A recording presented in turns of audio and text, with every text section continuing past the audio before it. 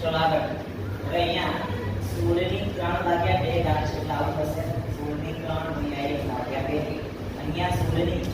માઈનસમાં છે એટલે પહેલેથી જ આપણે નીચે મૂકી દીધી કે 16 ની આ 3 ઉપર ડાયરેક્ટ નીચે મૂકી દીધા 1 ભાગ્યા 2 નીચે છે એટલે અહીંયા હવે 16 છે એટલે 1 ભાગ્યા 2 ઘાત વિચાર 16 ની 1 ભાગ્યા 2 એટલે 16 થશે તો 16 નું કેટલું મળે 4 અને ઉપર જે પ્રમાણ છે એવાને એવા રાખે પ્લસ 1 નામ છે અહીંયા 16 નું વર્ગમૂળ કાઢીએ 1 ભાગ્યા 2 ઘાત એટલે વર્ગમૂળ થશે એટલે 4 અને 3 ઘાત એટલે 1 તો આને થશે 4 નું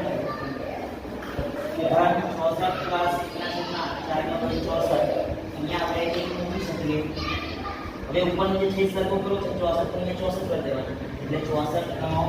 વર્ગ 64 નો વર્ગ તમે શોર્ટમાં શીખવાડેલો છે 6 નો વર્ગ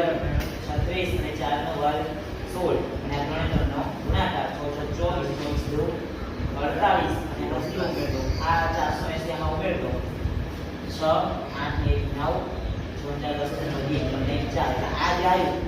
40 છે ને હવે આ છેદ નીચે કરવા માટે શું કરવું પડે ઉપર 64 વડે ગુણવા પડે નીચે પણ 64 વડે ગુણવા પડે તો 64 ગુણ્યા 64 એટલે કેટલા આવશે 4096 અને નીચે અહીંયા પણ 64 આવશે પ્લસ 1 ભાગ્યા 64 હવે આ 1 4096 પ્લસ 1 છેદ નીચે સરખો એટલે એક જ વાર આવશે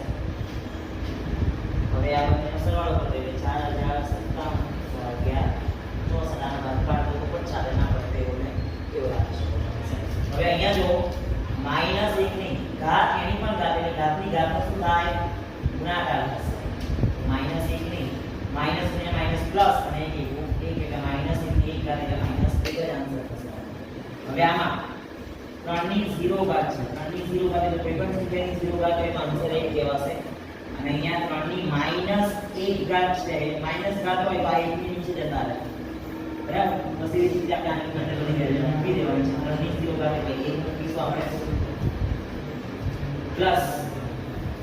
3 ની -1 ઘાત એટલે 1 ભાગ્યા 3 કહેવાય નીચે 3 ની -1 ઘાત એટલે 1 ના છેદમાં 3 માઈનસ 3 ની 0 ઘાત એટલે 1 અહીંયા આ બંનેનો ગુણાકાર થશે નીચે કશું આવે 1 ચોકડી ગુણાકાર 3 ઘાત 3 પ્લસ 1 નીચે બંનેનો ગુણાકાર અહીંયા પણ નીચે ચોકડી ગુણાકાર 1 માઈનસ 3 ઘાત 3 નીચે 3 3 ની 4 ભાગ્યા 3 અને નીચે 1 માંથી 3 જાય -2 ભાગ્યા 3 ઉપર નીચે ત્રીજા છે તો ઉપર જશે એટલે 4 ભાગ્યા 3 તો છે અહીંયા 3 ઉપર નીચે